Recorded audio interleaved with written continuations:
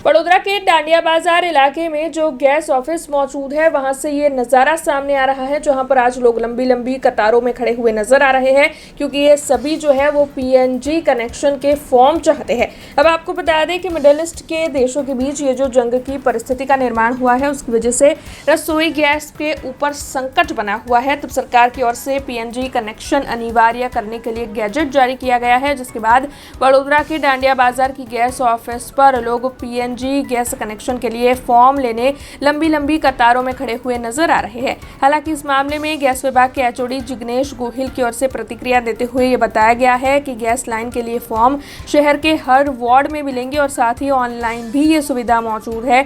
इसके अलावा लोग जो है वो हर तरीके से इस सुविधा का लाभ ले पाएंगे, ऑनलाइन भी और हर वार्ड में भी। तब लोगों को यहाँ पर कतारों में जुटने की जरूरत नहीं है और साथ ही अफवाहों से भी बचने की जरूरत है। જે આપ જોઈ રહ્યા છો કે હાલની પરિસ્થિતિ પ્રમાણે જે તમામ લોકોમાં પેનિક ક્રિએટ થઈ અને અહીંયા નવા એલપીજી પીએનજી કનેક્શન માટેની જે લાઈન લાગી છે, મારી દરેક જનતાને અપીલ છે કે માત્ર ને માત્ર એવું નથી કે દાંડિયા બજાર ગેસ ઓફિસમાં જ આપ નવા કનેક્શન માટે એપ્લાય કરી શકો છો, પરંતુ આપ તમામ વોર્ડ ઓફિસમાં પણ આ બાબતે નવા કનેક્શન માટે એપ્લાય કરી શકો છો અને ઓનલાઈન પણ આપ એપ્લાય કરી શકો છો। આપણે ગેસ ઓફિસની કાં તો કોઈ પણ કોર્પોરેશનની ઓફિસમાં પણ આપણે જવાની જરૂર નથી।